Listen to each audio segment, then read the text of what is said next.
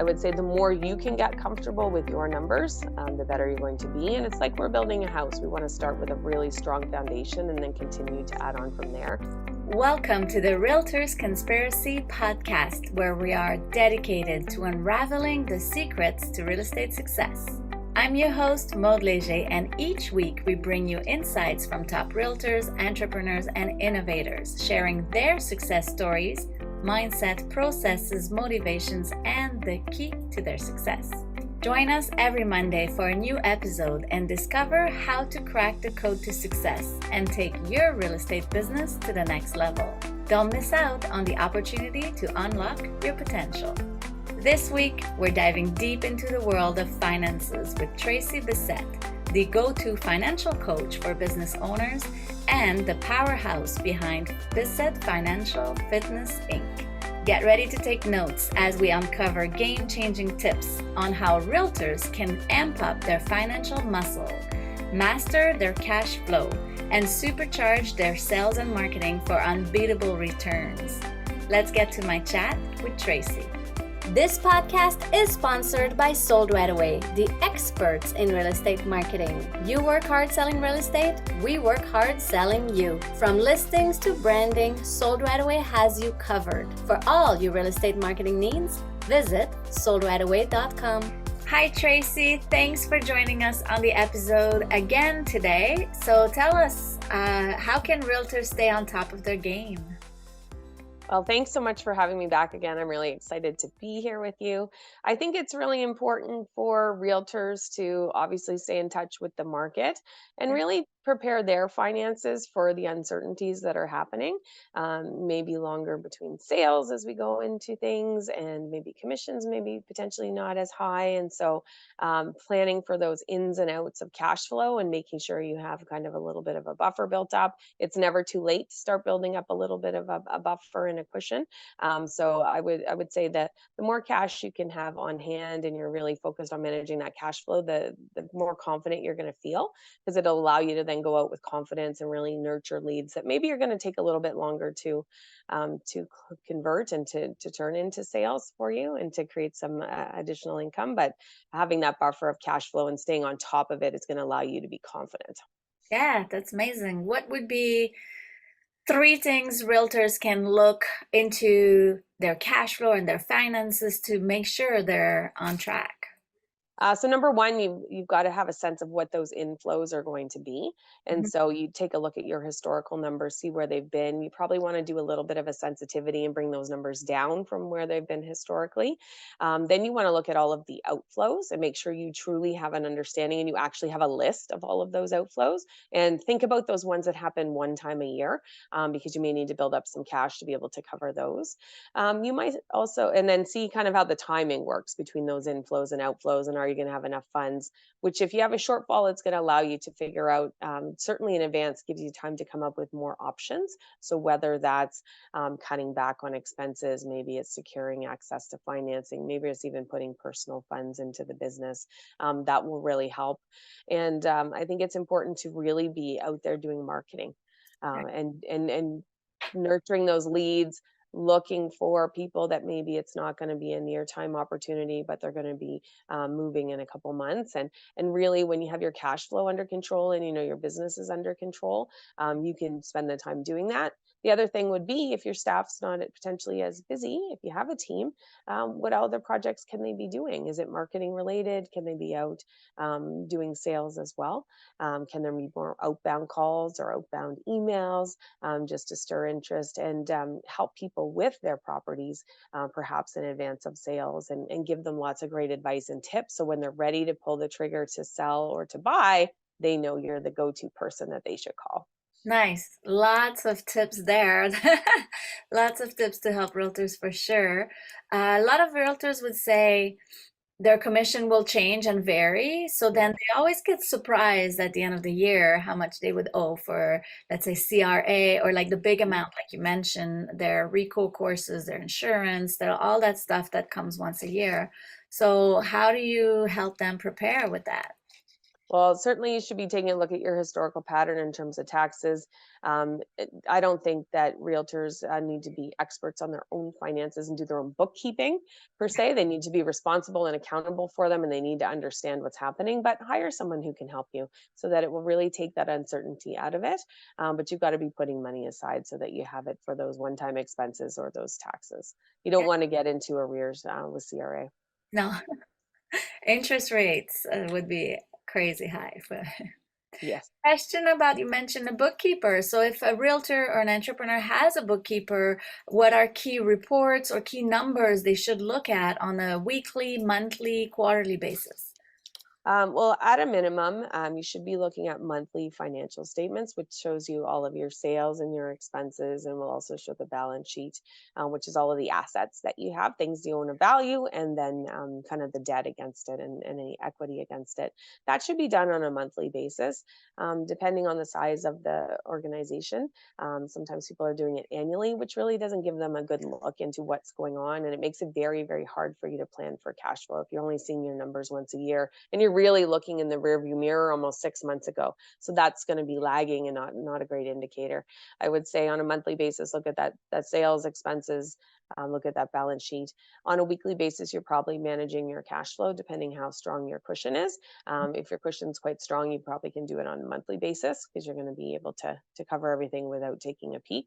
And then certainly on a quarterly basis, you want to come in and do kind of a review of where were we planning, where did we land, even on a monthly basis if you have time, so that you can adjust your strategy if you see things are not going as expected.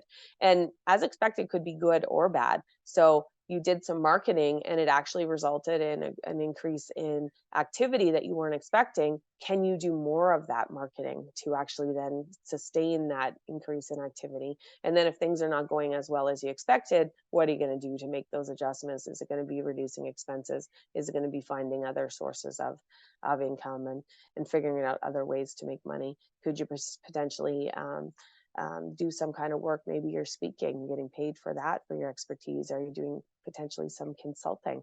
So there's always ways to bring in more money. And certainly with the uncertainty in the economy, a lot of people have turned to how else can I monetize skills I have to kind of supplement the budget and make ends meet. Yeah, very good.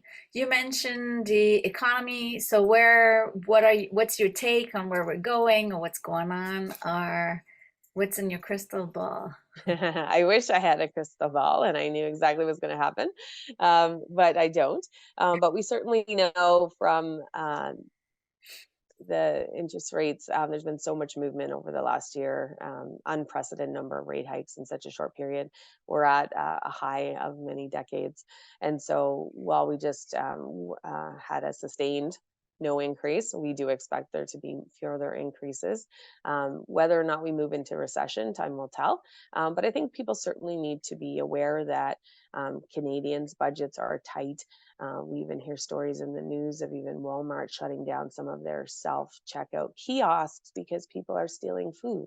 So we're at a tipping point with individuals where budgets are not working. Anybody who had a variable rate on lines of credit against their homes or a variable rate on a mortgage, their rental payments, mortgage payments are taking up so much more of their budget, and they're really cutting back on other things. So it depends again what area of the market you're focusing on. If you're on really high end luxury homes, probably it's not going to hit those individuals as high. But if you're dealing with kind of single family individuals, you're going to need to be really cognizant of what they're going through, and they're going to be very concerned.